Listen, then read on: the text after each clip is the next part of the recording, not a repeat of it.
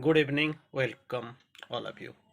So, this evening, our topic of discussion will be on men run after pleasure. So, this is the topic of discussion for this evening. It is a glorious evening. Of course, we must know some of the secrets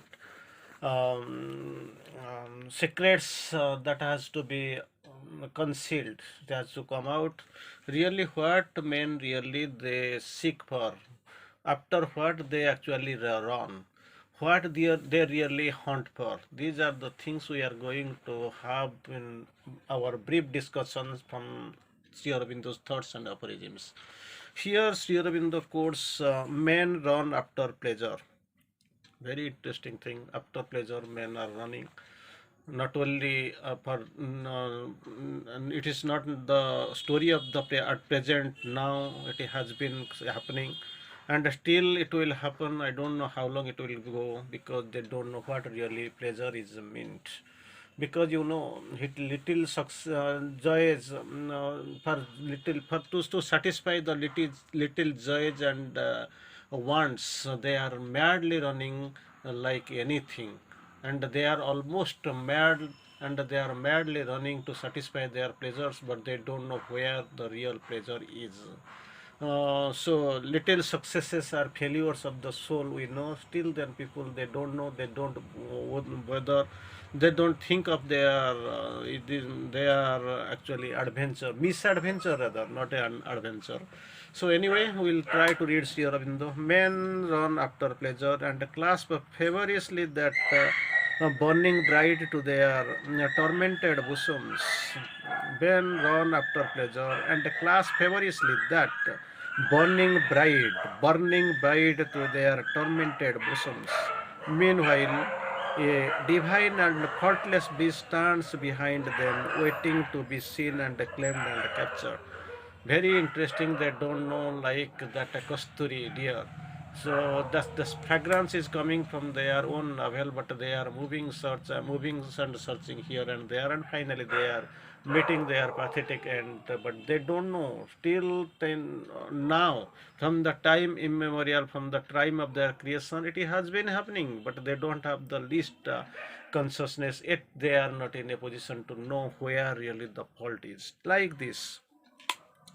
Meanwhile, a divine and faultless bliss, are moving here and there, a burning bride, they are feverishly clasping to their tormented bosoms. But meanwhile, they have forgotten that divine and faultless bliss stands behind them, waiting to be seen and claimed and captured. Three things Aurobindo has used. That divine, divine and faultless bliss is waiting to be seen and captured and claimed, they have forgotten. That is what the lacuna, that is what the irony we face. Again, here in the quotes like men run after pleasure, like this here in the quotes again, men hunt after petty successes. They then don't know his small successes are failures of the small. It has been described, quoted in Savitri by Sri Aurobindo. Men hunt after petty successes and trivial masteries. Petty successes and trivial masteries from which they fall back into exhaustion and weakness. Fall back into exhaustion and weakness. Meanwhile, in the quotes like this, same way, same format, in the same degrees, Sri Aurobindo tries to explain. Meanwhile, all the infinity force of God at the universe waits vainly to place itself at their disposal. They don't know. They are still not aware. They are not at all awakening on them because they don't know what really is. Sri Aurobindo quotes. Meanwhile, all the infinity force of God in the universe waits vainly to place itself at their disposal. Again, we are going for the third, same manners, in the equivalent way. Men bureau after little details of knowledge and group them into bounded and ephemeral thought systems. Men bureau after little details of knowledge and group them into bounded and ephemeral thought systems. Meanwhile, same way, it is a great thing. Same way, we can find what really they are doing. Meanwhile, all infinite wisdom, there it was a finity, it is infinity wisdom laughs above their heads. Infinity wisdom laughs above their heads and shakes wide the glory of her iridescent opinions. They have forgotten, they don't have the idea. That awakening ray has not yet touched. They don't have that consciousness which can carry them, lift them upwards to which is the infinity wisdom. Against Sri Aurobindo quotes in a same way another format Sri Aurobindo quotes, men seek laboriously to satisfy and complement the little bounded being made up of material impressions they have grouped about a mean and groveling ego. Same thing. Men seek laboriously to satisfy and complement, two words. Satisfy and complement the little bounded being made up of mental impressions, and they have grouped about a mean and groveling ego. Same way as meanwhile, what really is left out and how it is, the contrariety is there. The spaceless and timeless soul is denied. Spaceless and timeless soul is denied. It's a joyous and splendid manifestation. It is denied because we don't know what really we are doing. The great thing, great aphorism we can have in our vision. This is really the thing to be noted, and this is the paradox. Here, the real paradox we feel it is still unexplored. But one thing is very clear, that we have to go, there is no other go. Then Sri Aurobindo quotes again on O soul of India. Sri Aurobindo very interestingly quotes us because we are here.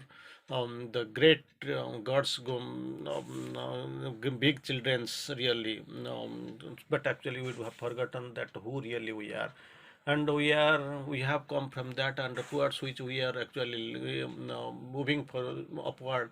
We are being lifted forward, but thing is that we are yet unknown. We don't know where really we are and who really we are.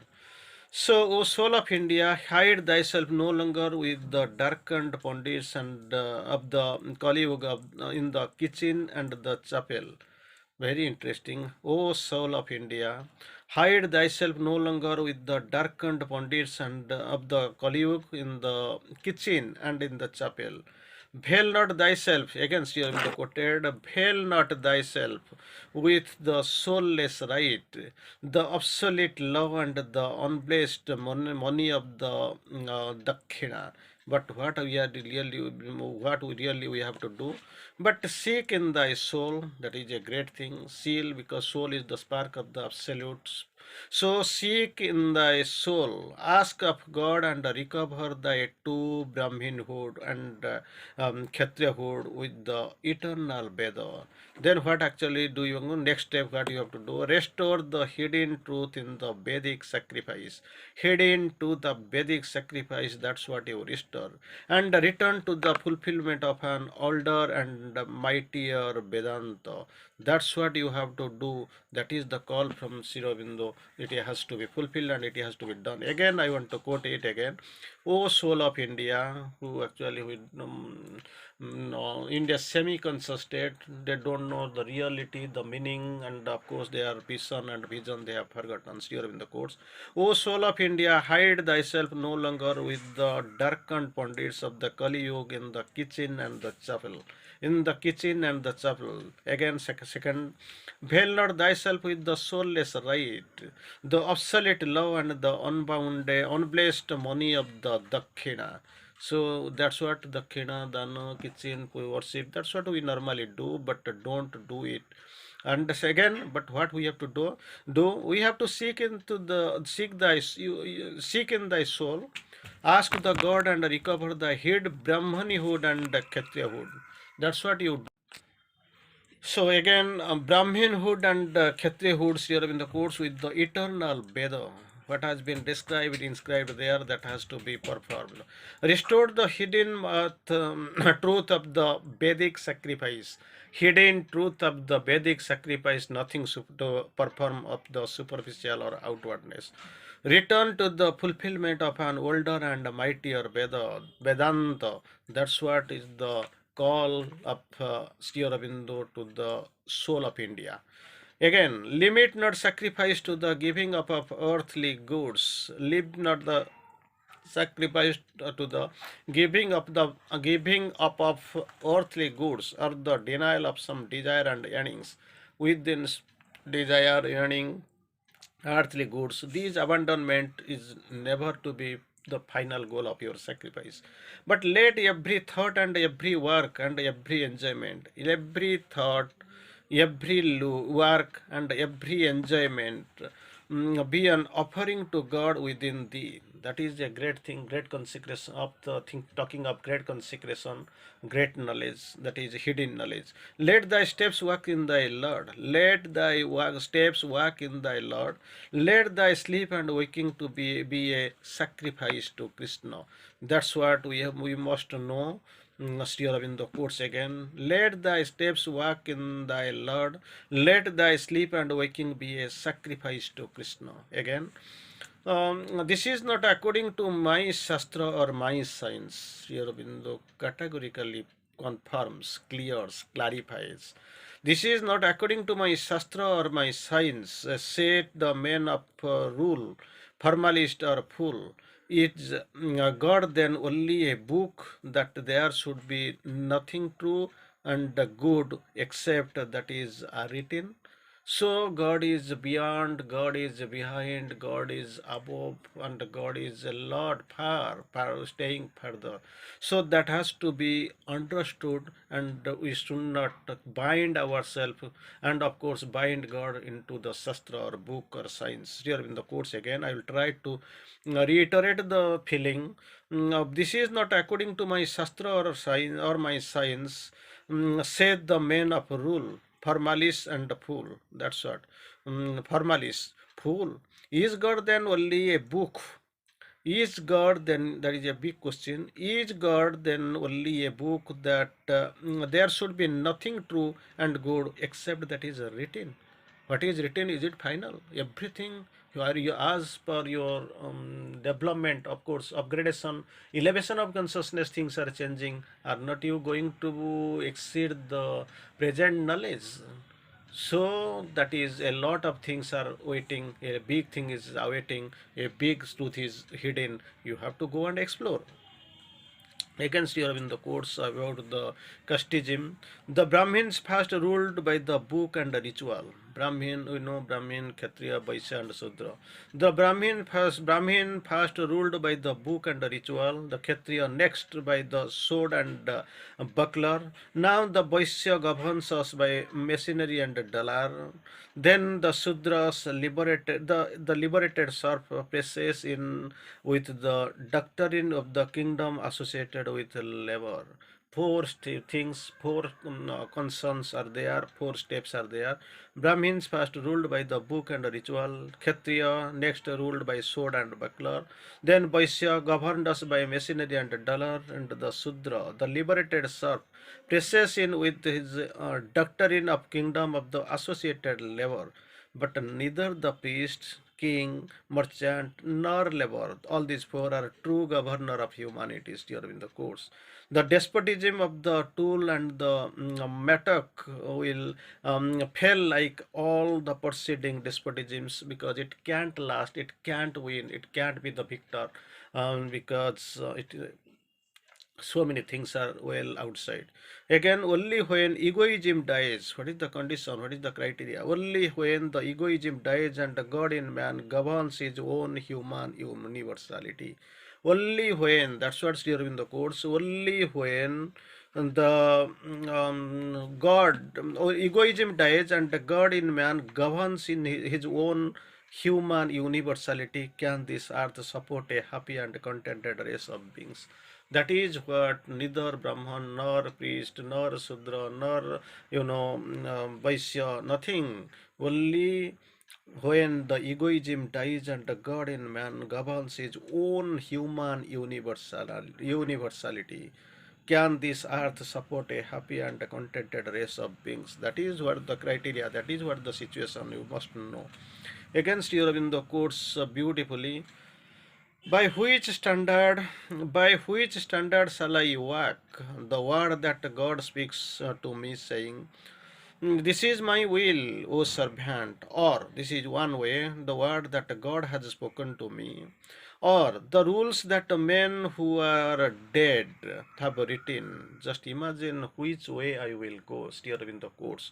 One way, by which standard shall I walk? The word that God speaks to me, saying, this is my will, O my servant. It is one page. And the second, the rules that men who died have written. Nay, if I have no fear, obey any, I will fear and obey God rather, not the pages of the book or follow the pundits, because from everything it is nothing is done or nothing happens except the divine will. So I will share in the course, no way I will be deviated, only I will follow the divine. Only obey God rather, and not the pages of a book, nor the frown of a pandit. Because God is all, divine is all, He is everywhere in everybody. So finally, we are going to the end point of our discussion. Thou mayst be deceived. Thou mayst be deceived. Will thou say, it may not be God's voice leading thee? God's voice leading thee. Yet do I know of that he abandons not those who have trusted him even ignorantly, who have trusted him wholeheartedly even ignorantly. Yet have I found that he leads wisely and lovingly even when he seems to deceive utterly. He seems to deceive utterly, but actually he is leading wisely and lovingly.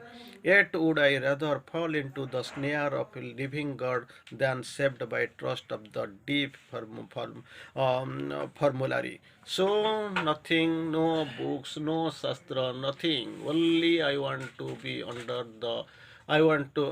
the guidance and the governance of the God, because He is really the great and He is really everything.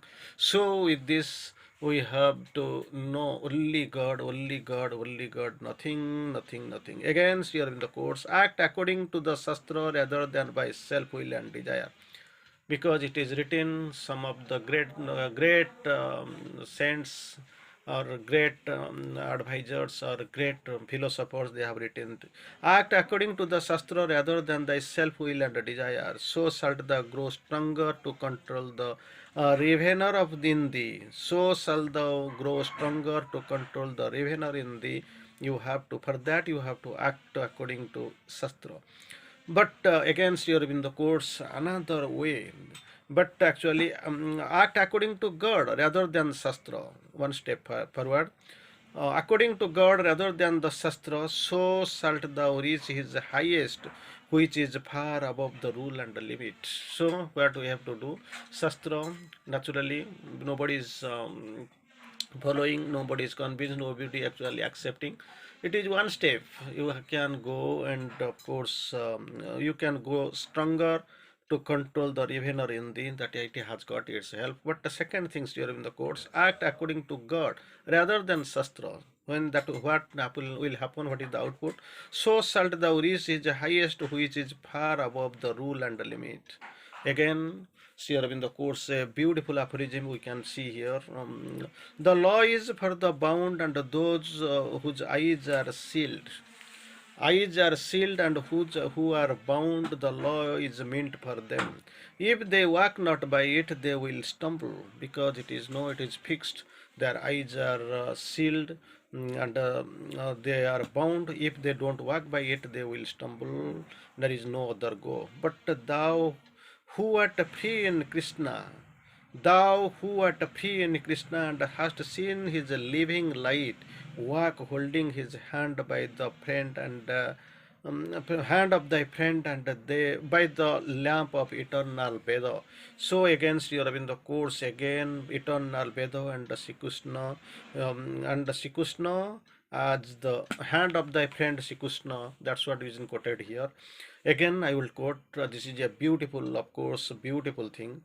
The law of the bound, the law is for the bound, and those whose eyes are sealed.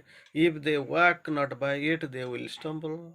But thou, your case is totally different. Thou art free in Krishna, or hast seen his living light. Walk holding his hand of the friend and by the lamp of eternal Veda. That is what the requirement. That's what Sri Aurobindo has quoted. Again, finally, we find again the Vedanta is God's lamp to lead thee out of this night of bondage and egoism. Naturally, we are in the bondage of night of bondage and egoism. We are well confined. There is we are not at all free. Sri Aurobindo advises, of course, explains Vedanta is God's light which will lead us out of this night of bondage and egoism. But when the light of Veda has dawned in thy soul, when the light of Veda has dawned in thy soul, then even that divine lamp thou needst not, for thou canst walk freely and surely in the high and eternal sunlight. It is a great thing. First, Sri Aurobindo quoted what really Vedanta means: God's lamp to lead thee out of this night of bondage and egoism. But when the light of Veda has dawned in thy soul, it is not to follow or nothing of the SQ. If it is dawned by in thy soul, then what happens? Even that divine lamp thou needst not. Divine lamp means God's Vedanta. For now, thou canst walk freely and surely in a high and eternal sunshine, in the eternal sunlight. That's what Sri Aurobindo quotes. Vedanta, soul, light of your soul. So many ways it is a great one and a glorious one. And fine, and next one, 369, Sri Aurobindo quotes. What is the use of only knowing? Because we know, but we don't want to perform, we don't want to express, we want to explain, we don't want to live by it or use it. Sri Aurobindo quotes, what is the use of only knowing? I say to thee, act and be. For therefore God sent thee into this human body. You have to act and you have to be. So not only you are not here to be confined only for within knowing. You have to go many steps forward. What is the use of only being?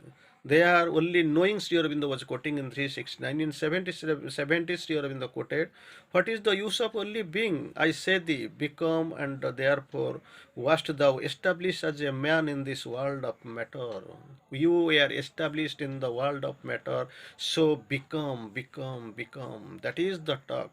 And only knowing that he has got no value, you have to act and be. Already in the previous discussions we have known, Sri Mother has quoted, "No acts, no words, acts." So to know is good, to live is better, and to be that is perfect. Here also similar ways Sri Aurobindo has quoted beautifully and explains his thoughts in a nice way. No, knowing is not sufficient. You have to act and be like this. Only use of only being become. So that is the talk of the day. Anyway, it is time here to stop. Bande Matram.